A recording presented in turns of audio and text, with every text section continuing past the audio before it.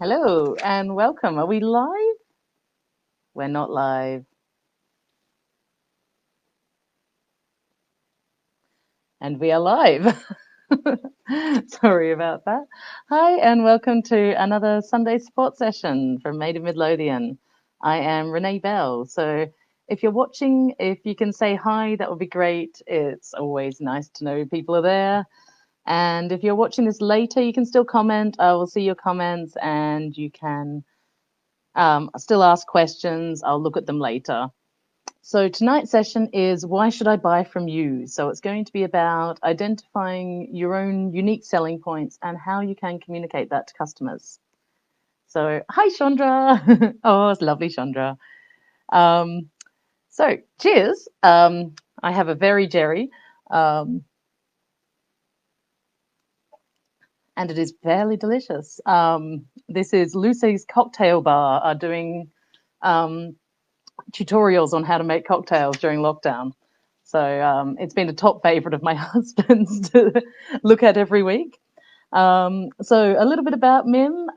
We are an all-female led.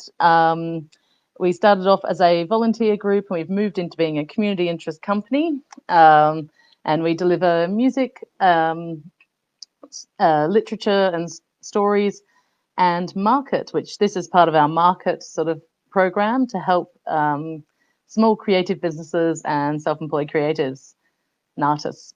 And it should include all of them. So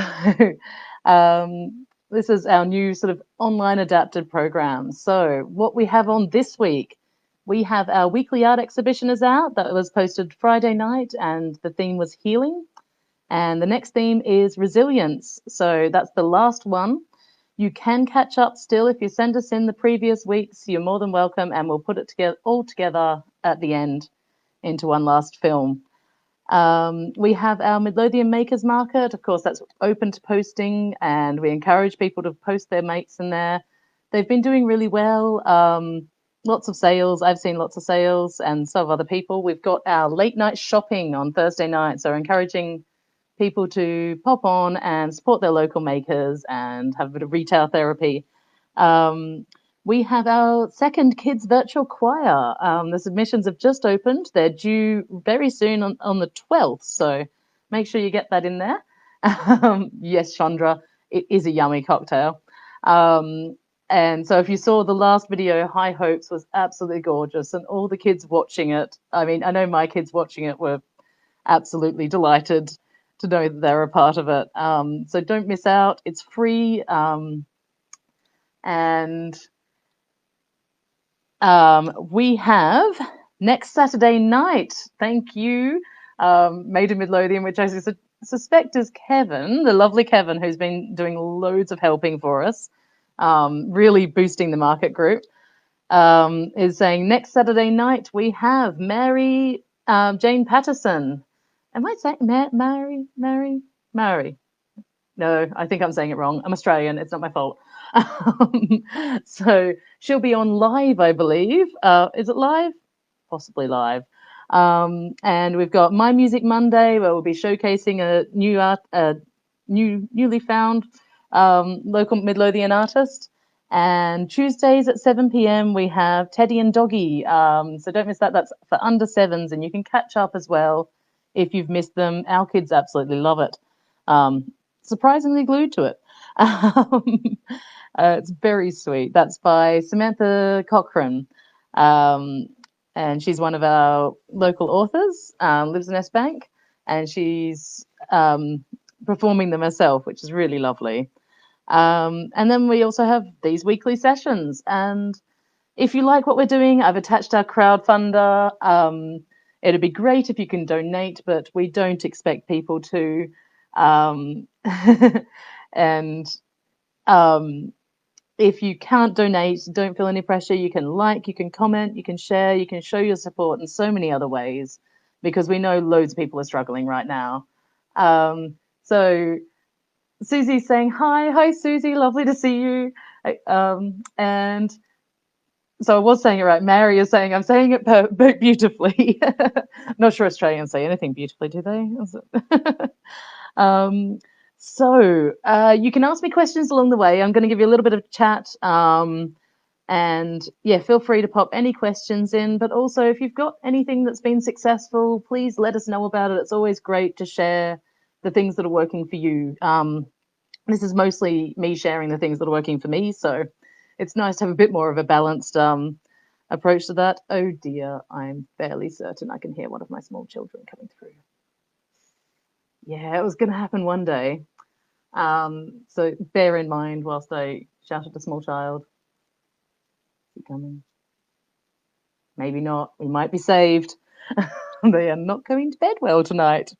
Um, so yeah, the other thing is to share your struggles as well. Please do. Things are hard at the moment, and it's great to hear that other people are struggling. And hopefully, I can tailor this a little bit. Or, you're always welcome to message me as well if you don't want to share it on the page, of course. Email maidofmidlothian@gmail.com or info@maidofmidlothian. Apparently, we're moving to the other one. But yeah, either work. You can message the page as well. So Angela says, hi, lovely to see you, Angela. Thanks for coming. Um, so, yes, back to where I'm up to. So I thought I would start with um, why you should buy from me and why people do buy from me. And I thought I should probably I usually start with saying who I am, but I think most people know me by now, scarily enough. I've become one of those people. I don't know how it happened. It doesn't feel like that's me, but maybe it is. You do something for long enough. 2 seconds. Oh, thank you, Lucy's Cocktail Bar. I really like this new passion of my husband's that you've inspired. So, my unique selling points, other than liking cocktails, myself, I am Tasmanian. That's always interesting. I have lots of children, none of which have burst in yet. Yes, we've got a blended family of four, so we're really busy, and they're from age 4 to 12. So it's all a bit crazy at the moment. Um, Another thing about me is that I do lots of volunteer work. So obviously I do this and Maid of Midlothian. And I think it is a unique selling point of mine because people like to support that. It's amazing how much putting good out there comes back on you. It's brilliant. What else did I have? Oh, I'm a redhead. I always like that one. Ginger. Um, they go watch that. Only a ginger can call another ginger ginger. So that's a bit about me, my studio. So my unique selling points of the studio, one of them is that I have quite a dialogue with my customers, and I sort of developed relationships with most of them. I really like loads of my customers. They're lovely. Um, and they're quite regular as well, and they know they can come to me and ask me for something that's out of the box that you can't get anywhere else, that will be completely unique and a treasured gift that was personal. Another selling point that I have is the community work. I think people want to support my business because they see my business and me supporting the community, and people um, want to reciprocate that. Another thing is that I try to be quite ethical. So a lot of my products are about using pottery, not plastic. Love that hashtag. Um, and they have an ethical edge, so I do a lot of like gift tags that are reusable and things like that, so I try to keep that fairly at the front of my unique selling points. And lastly is local, and whilst that doesn't seem like a selling point, a unique selling point, because of course everybody's local, it's unique to the people around me. There aren't that many potters around. I've I'm think I'm friends with all of them in Midlothian and half of them in East Lothian, um, friends with or know of.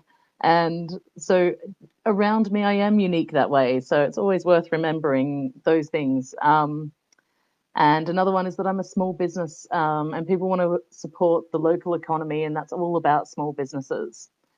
So identifying your unique selling points. So I shouldn't read off the page. Um, so you've got to think about yourself a little and think about your business and what you would say about your business had you 30 seconds, usual elevator pitch thing I've learnt recently. hate to admit that. But an elevator pitch, 30 seconds on what your business does. And in that, it should have your unique selling points. So I say I am the Renee Bell, the potter behind Yellow Door Studio, a small home studio specializing in bespoke functional ceramics. Whew. I think that was slightly less than 30 seconds, but that's one of my taglines. And it's really important to have those taglines. So you put your unique selling points into them. If you're watching this, you probably are a craft or a small business, and keep in mind that that's one of your strengths as well. I put in that I'm a small home pottery studio because people don't want to buy off a factory, and there's no point being dishonest about what you do.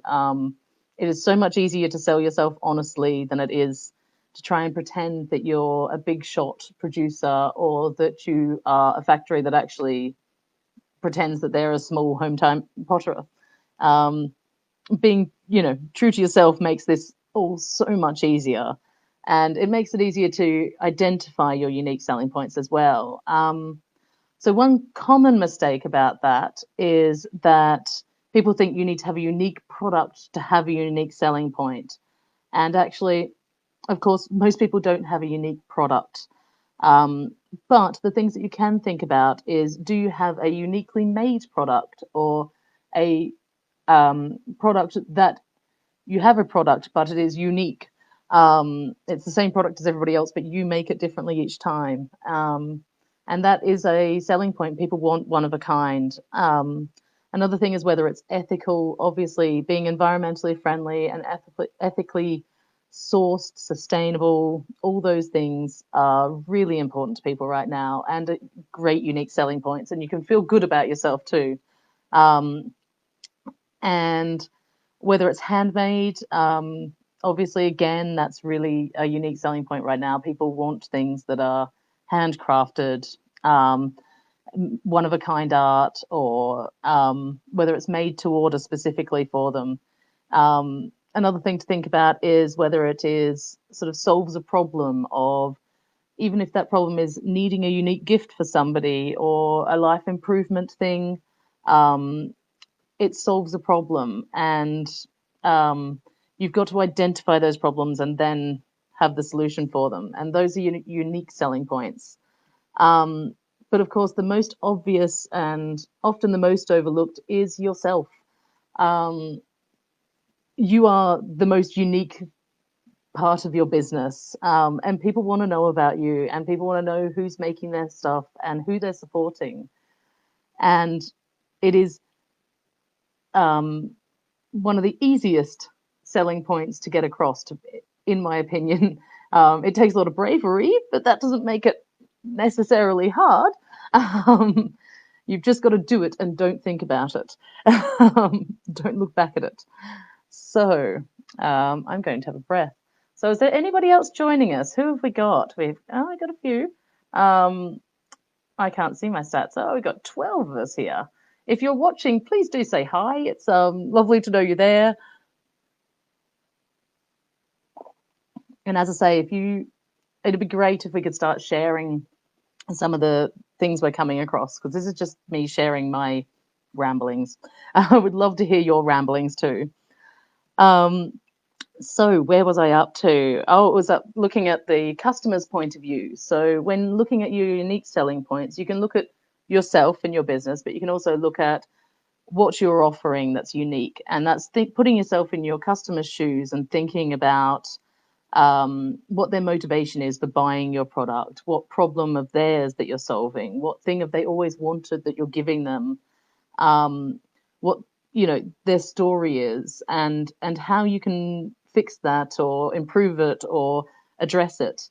And you can do lots of that in the text. If you think about, again, a bit like I was saying last week, is that most of us are crafters, and a lot of us have done a lot of craft markets, and we think about our display and our interaction with the customer and being welcoming and telling them a little bit about yourself and allowing them to ask questions.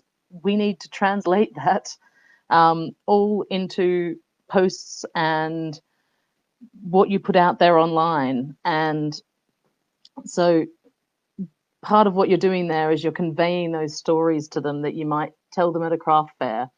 And you don't have to do that in just words, it can be in photos, even a picture of a morning coffee in, cappuccino cups, as we have cappuccinos every morning. It goes a long way sharing that bit of your life, showing a pot plant and I always think of pottery for this, of course. I should probably relate it to more other things, but showing a vase full of flowers that I picked from the garden, or a pot in a pot plant, a plant in a pot. I'm losing my words. Must be more cocktail time. This is my first one, I promise. I even showered for you, can you tell? So, um, these are things you can show, you can tell a story in a picture of, I mean, for me, it would be showing a family sitting around a table eating a meal off unique bespoke dinnerware, um, that sort of thing. You need to translate what the stories that you would tell your customers, you know, over and over again at a craft fair, or the little snippets that you might show them or tell them, and translate those into a post. And it's a bit difficult, but knowing your unique selling points and having things set up like your elevator pitch, I recommend everybody sit down, and I say this knowing that I've not properly done it myself. But if you write up your, 5 words about you, your brief, Yellow Door Studio, bespoke functional pottery, or ceramics, whatever. But your few words, and then your tagline, and then your elevator pitch, and then a even slightly longer, if you've got 5-minute chat about your business. It's really worth writing those out and putting them down and making sure that they address your unique selling points and um, convey your message of who you are and why they should buy from you in that.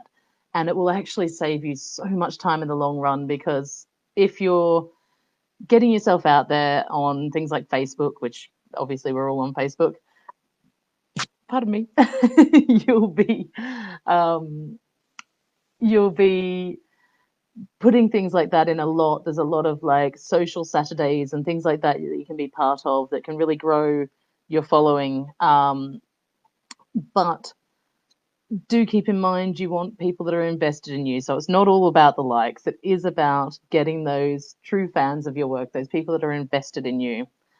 Um, so, how you convey your unique selling points. I think, I said earlier, the most overlooked one that people forget is yourself.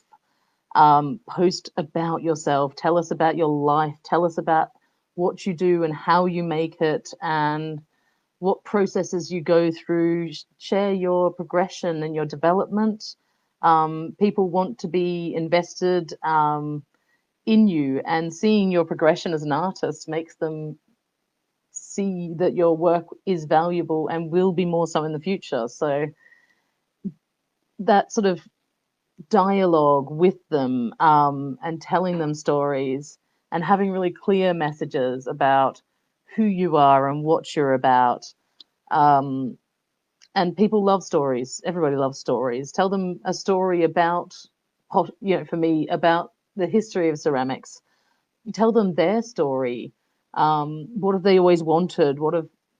Start off with a question of, you know, are you looking for the perfect Father's Day gift? Have you always wanted to have beautiful matching crockery?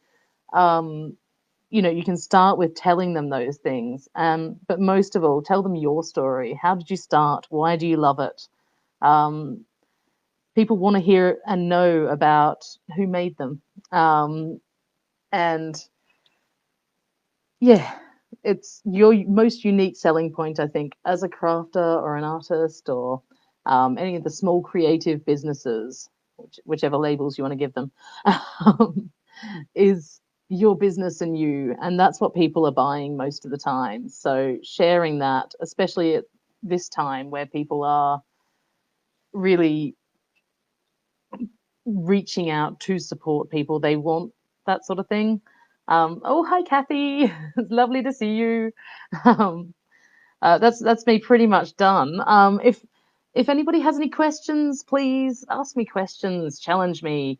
Um, and I will do my best to give you some answers. And if not, I'll go and research them and point you in the direction of where answers are. Um, and yeah, if you could share with us, I would love to hear what's working for you and what isn't.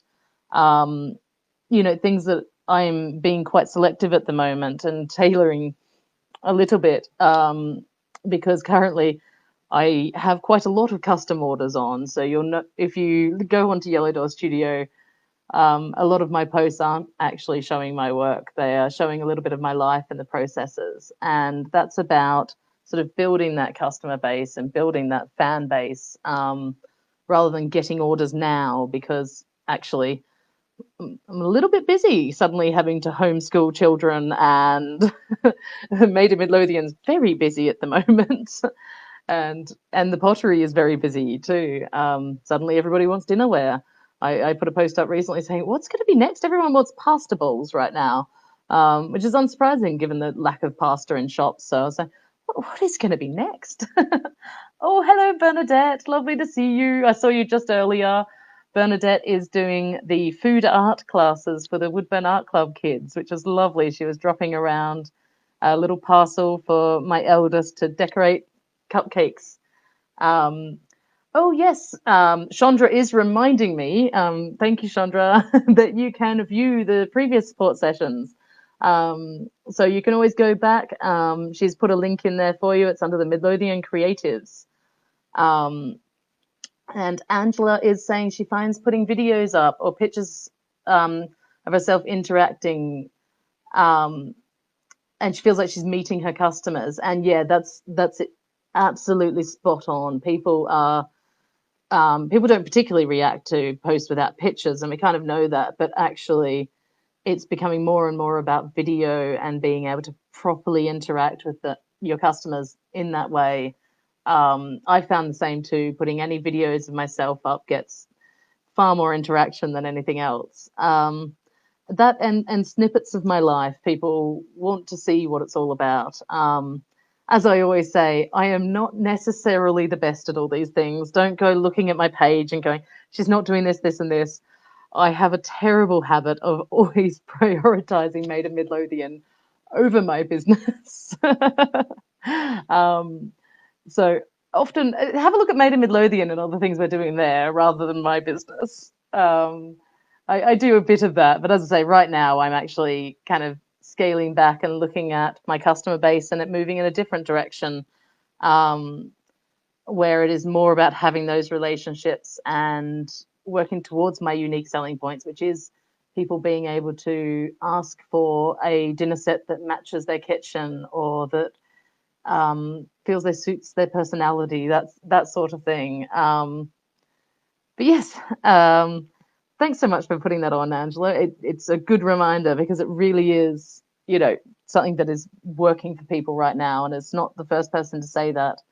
Um, and if you can in any way get yourself, um, video editing isn't as hard as you think anymore. It's not that bad, and you can do things like show people around your studio. People want to see, or just where you make it. Even if it isn't professional, remember that is a selling point. People don't want, um, you know, specialists. Um, they're not looking for fine art; they're looking for crafts, and that's one of the unique things about you. Is sometimes being small and just starting and things like that as well. That can be a thing. I sort of made quite a bit of that. If I am starting and I am starting a career in this. But yes, oh, I should add one other unique selling point, I guess, is that I do collections and release them, and that's always worked really well for me, both as my progression as an artist and and for sales and building tension and gaining those followers. But yes, I hope that has been helpful for you. Please do say if I'm waffling on too much. You go, oh, could you just keep it to 15 minutes? Oh, am I sharing this on the Yellow Door Studio page, Julie? Julie's saying that she's put all her comments on the Yellow Door page rather than made a Midlothian and wondered why I couldn't see any of them. Well, hi, Julie. Thanks for joining us. I shall go back and check all your comments, but I didn't realize I was streaming to Yellow Door, actually. I knew I was streaming to the market group, which I should have said at the start. If you're watching from a different group, do put your comments on the main page because I can't flick between them all, or at least I could. But so she's saying, Julie's saying, my thoughts on USP when unique selling points when you do different things. I don't quite understand what you mean. Do you mean like your products are unique and different from other people's? Or, I mean, all these things are selling points, and you can dress them up, and some of them will appeal to more people than others as well. No, Julie, you've lost me. I'm sorry. It might be the cocktail. It's my first one, promise. No, is she going to reply? She's not. So next week we have Build Your Brand. So that's something I've done quite a lot of with Yellow Door Studio. So hopefully I will be able to help somewhat on that. I feel I don't have to do too much research for it, so that's a win. Julie, I will talk to you later about my thoughts on unique selling points when you do different things. Sometimes not specializing is in itself really interesting. So, and can be. Upselling points? She will. Sorry, Angela said maybe it's upselling points. I think it's when you're quite broad, and I struggle with that a little bit too because I don't actually have a very direct style as a potter. It's starting to get there. The more I make, the more I think they look a bit similar. But I like to think of that as one of my unique selling points, is that all my work's a little bit different. And I can, or at least so far, it's been pretty good. I've pretty much done any style anybody's asked me to do. So I've been doing a lot more modern stuff at the moment with really simple colors, block colors. Julie's, I do lots of things in different mediums. Should I hone in on one? Not necessarily. I think it's okay to diversify like that, and that can be a unique selling point, but you do need to make sure you're communicating that with people. And there is some value in getting good at one thing. The more you do, the more you realize that nobody's immediately amazing at anything, and it takes making things 50 times before you can actually safely say, I am good at that and I can do it well. And so there is some benefit. It's also a lot easier to find your target audience if you specialize. For example, specializing in pet bowls has made it, as my bread and butter line, has made it really easy for me because I have joined lots and lots of dog loving groups and the likes, and I have a dog, so it's not that I've gone in to do a particular thing. It just arose naturally, being somebody who likes dogs. And it makes it much easier to find the sorry, reading comments while I'm trying to speak. I've got to stop doing that. But yeah, it makes it much easier to identify your customer base, identify your unique selling points. You know, one of my unique selling points is that I do personalized dog bowls. You wouldn't think it was that unique, but it is, and that they're dishwasher safe, and you know, lots of people do them where they stick things on, but they're not practical. And it does. It makes it much easier. So my thoughts on imposter syndrome. Oh, I could go on to you about all night about this one. Everybody's got it, I think. At least I do. And I really struggle doing this. And my current motto is just do it and don't look back at it and don't rewatch it and don't think about what other people are going to think. But those are all really hard things to do, even not rewatching it. I know I should rewatch my videos to get better at these things, but I know I'd spend too much time thinking about it as I did it, which is half the problem. I generally, these days, I say yes and I work out the details later, um, because otherwise I will sit there and think, I don't know what I mean. I spend half of today going, I don't know what I'm talking about.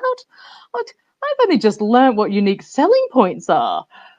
But actually, we are all far more capable than we think we are. And just because you didn't know the particular lingo or anything like that doesn't mean you don't know what you're talking about. I've always struggled. And I even struggle to say this because I do, high school dropout. And that makes me feel like a massive imposter, especially coming on here and saying, I know what I'm doing.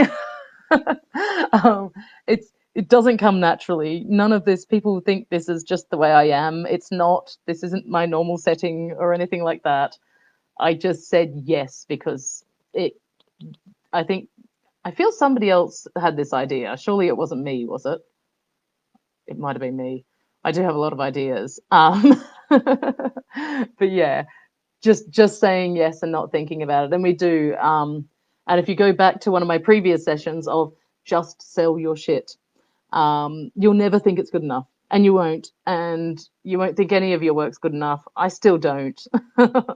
I fear it's much more common in women as well, um, and particularly I think it's really bad for crafters because I think a lot of people come into it at a time where they've had kids, they've had a bit of time off work, they had some time in the evening, they started doing a thing, they realized that going back to work was going to be really difficult, and they thought, I might try my hand at making this into a business. And when you come at it from that, you're not as confident and you're not as feeling like you can do it. Certainly where I came from, anyway.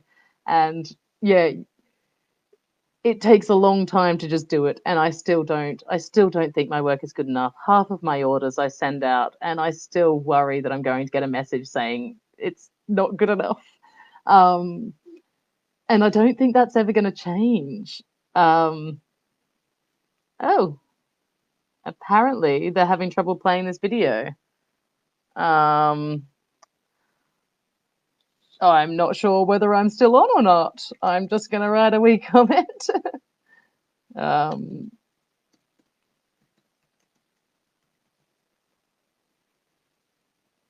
did I just disappear? I don't know.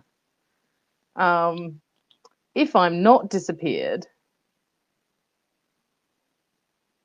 um, it's not looking good. Oh, I am here. I am here. I just can't see myself. Okay. It feels like a good time to sign off. On that note, everyone's an imposter. Um, I've got some very, um, wonderfully ambitious and successful friends that still feel like they're actually just pretending to be grown-ups. And that's pretty much how I feel most of the time. All right. Um, so thank you so much for joining me. I am still on. Yes, definitely still on, not just talking to myself. Next week, build your brand. I've gone over by 3 minutes now. I'm very naughty. I'm trying to keep it to half an hour. And check out the Min page for everything else going on. Don't miss out.